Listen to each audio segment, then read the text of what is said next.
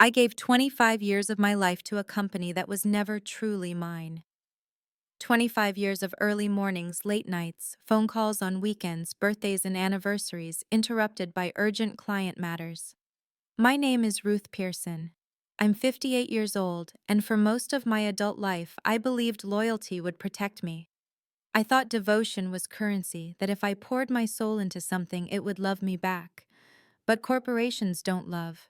They take, they consume, and when you are no longer shiny or useful, they discard you like yesterday's coffee cup. I started at Brookstone Financial when I was just 33, a single mother raising a daughter after my husband walked out. I was terrified back then, terrified of failing her, of not being enough, of becoming another story whispered about in hushed tones, the woman who couldn't hold it together. That fear drove me to work harder than anyone else. I became the first one, in the last one out. The one who remembered birthdays and client preferences. The one who smoothed storms before they became disasters. I wasn't just doing a job. I was building a shield around my daughter and me, brick by brick, so she could grow up never feeling the hunger and fear I carried. Years blurred into decades. Promotions came, though always later than they should have. Men half as experienced leapfrogged ahead, and I swallowed my pride, telling myself patience would be rewarded. By the time I reached Senior Director of Client Relations, I knew every client by name, their children's colleges, the anniversaries they celebrated. To them, I was not just a representative of Brookstone, I was Brookstone. But the higher you climb, the more invisible you become once your hair turns gray. I felt it creeping in around the edges. The young executives whispered about fresh energy, about new directions. They didn't look me in the eye during meetings anymore. They praised my loyalty while gently nudging me out of the spotlight. And then one morning it wasn't whispers anymore. I was called into the office of Charles Benton, the CEO, a man I had mentored when he was still wet behind the ears. He sat behind that sleek mahogany desk, avoiding my eyes, and said the words like he was ordering lunch. "Ruth, we've decided to move in a different direction. Today will be your last day." I remember laughing at first. I thought it was a bad joke, that maybe he meant I was being shifted to a different role. But when HR walked in with the envelope, severance details, neatly outlined, security waiting to escort me out, I realized this wasn't a misunderstanding. This was betrayal. I gathered my things in silence. Family photos, the mug my daughter painted in third grade, a stack of notes from clients who had once written, "Couldn't have done this without you." My coworkers stared from behind computer screens, some with pity, others with relief it wasn't them.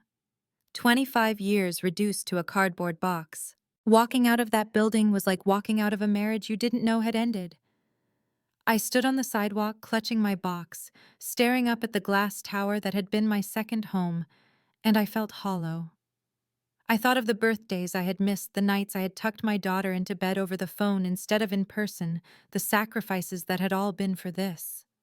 My chest ached with regret, rage, and a grief so heavy I could barely breathe. For days I wandered my apartment like a ghost. The severance check sat unopened on the counter, an insult wrapped in an envelope. Friends called my daughter, urged me to fight, but I couldn't find my footing. I had given them everything. Who was I without Brookstone? Then one evening, as I scrolled through old emails, I noticed something that snapped me awake. Clients. My clients had been reaching out, confused, upset that I wasn't answering. They didn't know I was gone. Brookstone hadn't told them. They had cut me out, but left my name dangling like a broken thread. That fury lit a spark. Because if there was one thing I knew, it was that loyalty flows both ways, and my client's loyalty wasn't to Brookstone, it was to me. I began to call them one by one. At first it was just to explain, to apologize for the silence, but as I spoke their outrage grew. "They fired you," one asked in disbelief. "After everything," another said. "Ruth, you're the only reason I stayed with them this long." Client after client echoed the same sentiment without me. Brookstone was just another faceless firm. And slowly, like rain filling a dry riverbed, the idea formed. I wasn't finished. They thought they could discard me, erase me, but they had underestimated the power of loyalty truly earned. That night, I sat at my dining table with a notebook and pen.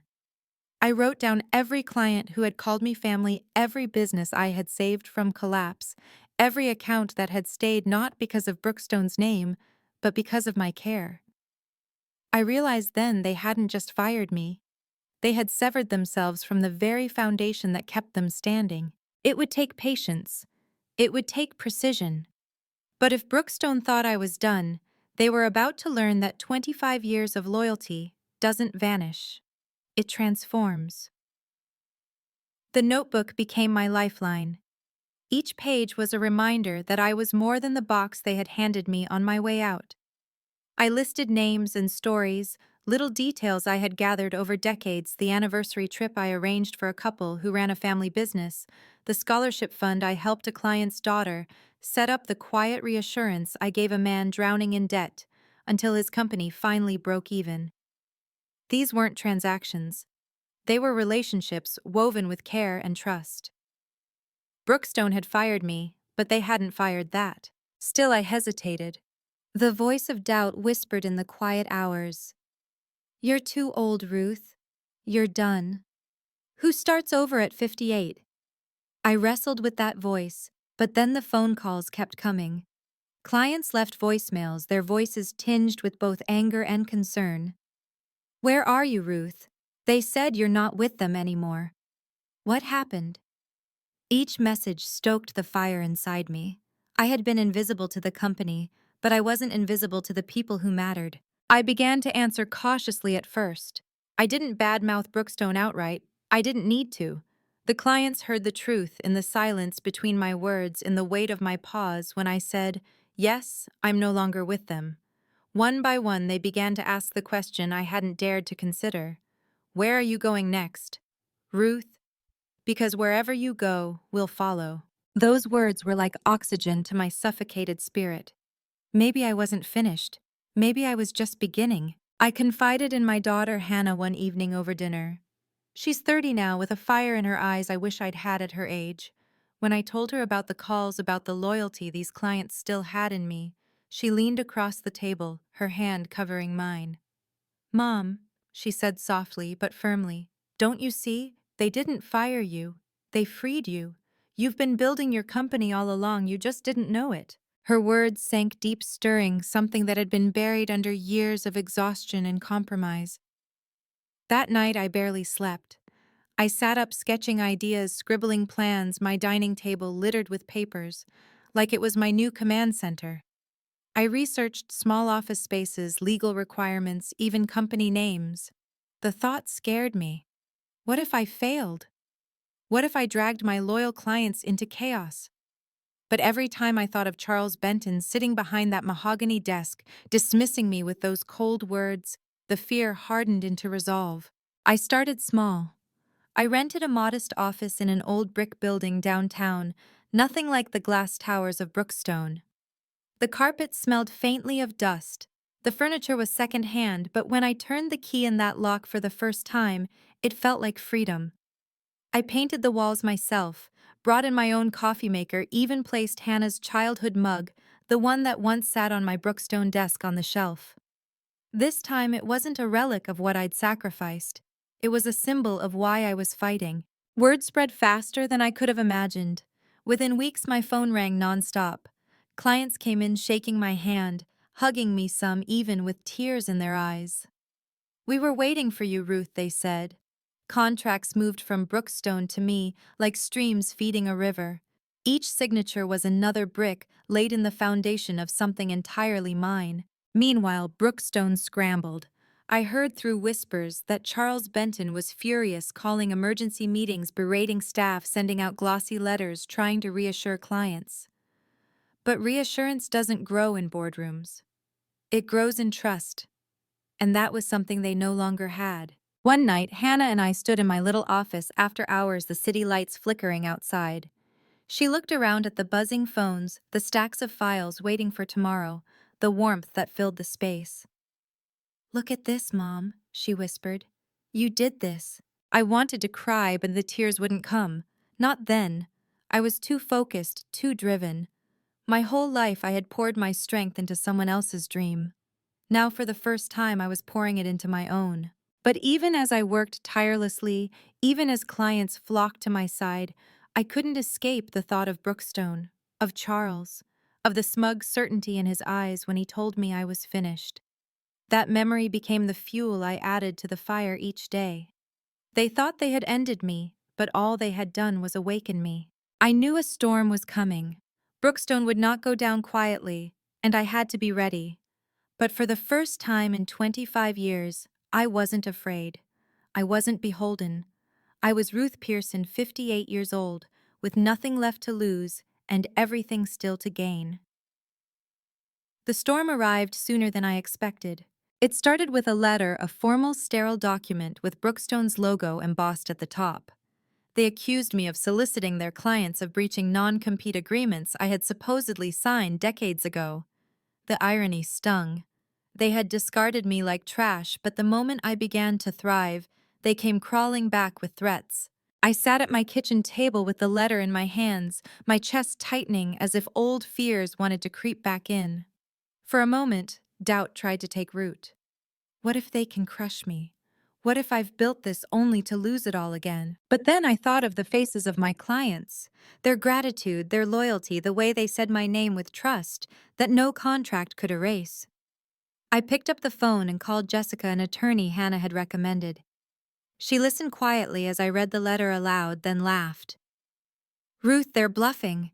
If they had anything real, they wouldn't send threats. They're terrified, that's all, this is a scare tactic." Her words were a balm. And she was right. Brookstone wasn't used to losing, and they weren't just losing, they were bleeding. By the end of the quarter, over 70% of my former accounts had closed with them. 70%. I hadn't asked for it, hadn't gone knocking on doors, but loyalty moves where it feels safe. And safe was no longer Brookstone. It was with me. I imagined Charles Benton pacing his glass office, his tie loosened, his face red with anger as reports came in. For years he had treated me as if I were furniture, useful but replaceable. Now he was learning that I hadn't been furniture at all. I had been the foundation, and without me the building was crumbling. One morning, while sipping coffee in my small but thriving office, I received a call from an old colleague who still worked at Brookstone. Her voice was hushed, trembling with disbelief. "Ruth," she whispered, "they're letting people go. Whole departments. Charles is furious, but he can't stop it. The clients are gone. They were never his to begin with, they were yours." I thanked her, hung up, and sat back in my chair.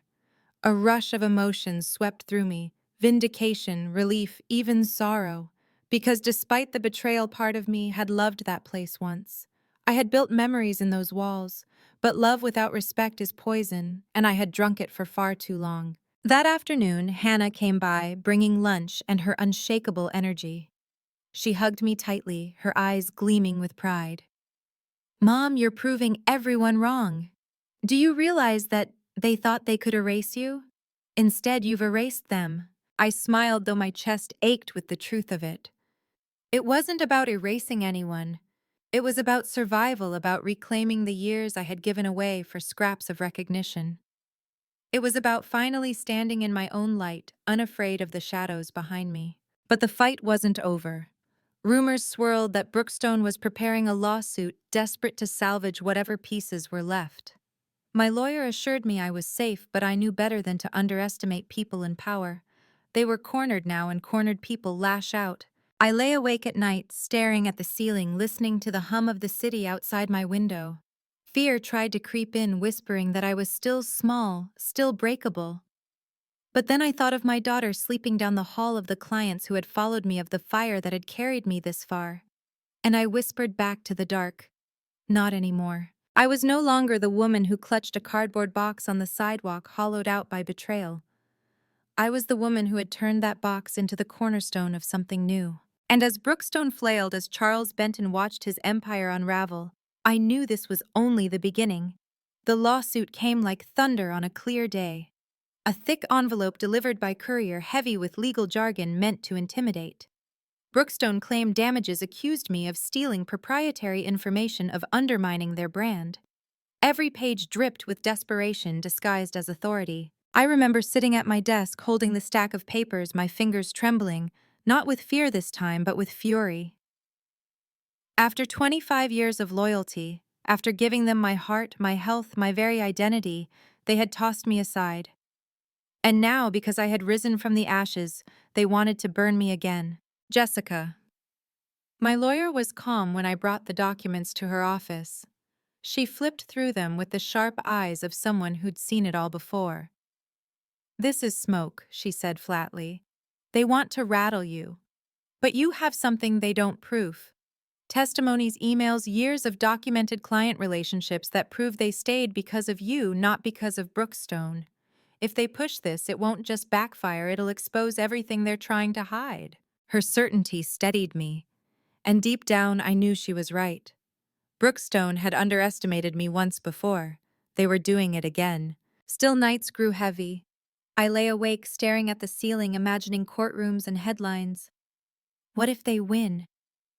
What if all I've built crumbles again? Fear was an old companion whispering in the dark. But now it had a rival, anger, and anger kept me moving. The clients became my shield. One by one, they stepped forward, offering letters, testimonies, even public statements. "Ruth was the reason we stayed," they wrote. "She saved our accounts when no one else would."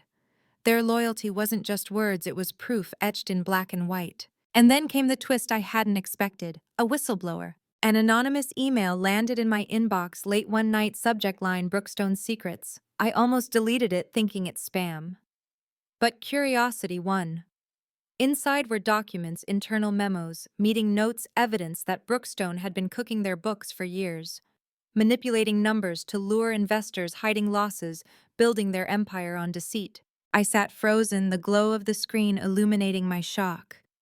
All those years I had blamed myself for not climbing higher, for not being enough to earn their full respect, yet behind the polished glass walls they had been rotting from within. The next morning, I forwarded the files to Jessica.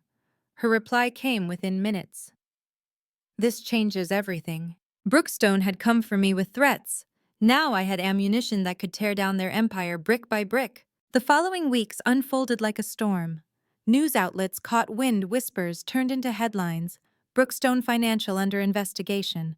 Clients pull accounts amid scandal. The mighty tower I had once devoted my life to was cracking, and I wasn't just watching, I was holding the hammer. One evening, as I locked up my small office, I paused in the doorway. The sun was setting, painting the sky in shades of orange and gold. For the first time in years, I felt light. Not because the fight was over, it wasn't, but because I knew who I was. I wasn't just Ruth Pearson, the discarded employee. I was Ruth Pearson, survivor, builder, fighter. And every day as Brookstone unraveled, I found strength in the truth they had tried to erase me. But instead, they erased themselves. The investigation into Brookstone exploded faster than anyone could have predicted. Regulators swarmed their offices, seizing documents, questioning executives, and demanding explanations for the discrepancies uncovered. The whispers that had followed them for years were no longer whispers, they were front-page headlines, bold and unforgiving. I read each article with a strange mix of vindication and grief. Vindication because the truth was finally out, and grief because I had once believed in that company with my whole heart. I had poured myself into its success thinking it was a family. But families don't bury lies under polished glass and smiles. Families don't discard you for daring to grow older. Charles Benton, the man who had looked me in the eye and told me I was finished, was suddenly everywhere on television, in news clips, outside courtrooms, his polished confidence unraveling. His voice, once smooth with certainty, cracked under the weight of questions. I saw in his eyes the same fear I had carried when I stood on the sidewalk with my cardboard box. But unlike me, he hadn't been betrayed. He had betrayed himself. Clients continued to leave in waves, not just to me, but to any firm that promised transparency. Brookstone had lost its soul, and the market knew it. By the end of the quarter, their stock had plummeted, their reputation in ruins. Meanwhile, my little office thrived. What had started as a desk, a second-hand chair, and a borrowed coffee maker had blossomed into a buzzing hive of purpose.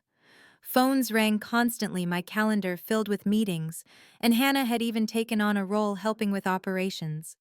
She was radiant, her pride in me shining brighter than any award or title I had ever earned. One evening, after another long day, she brought me a framed plaque she had ordered online.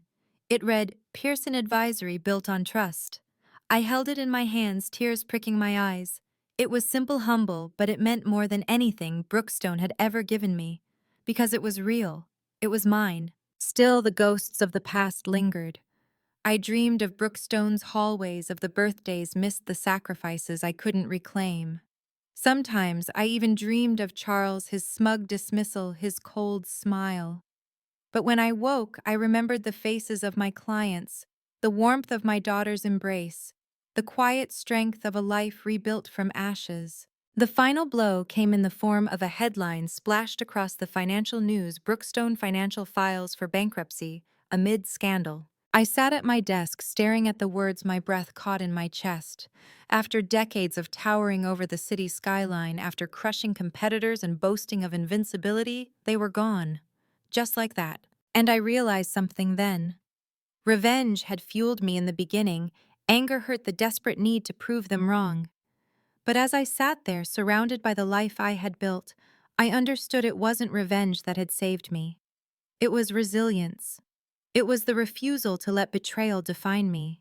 That night, I walked home slowly, the cool air brushing against my skin.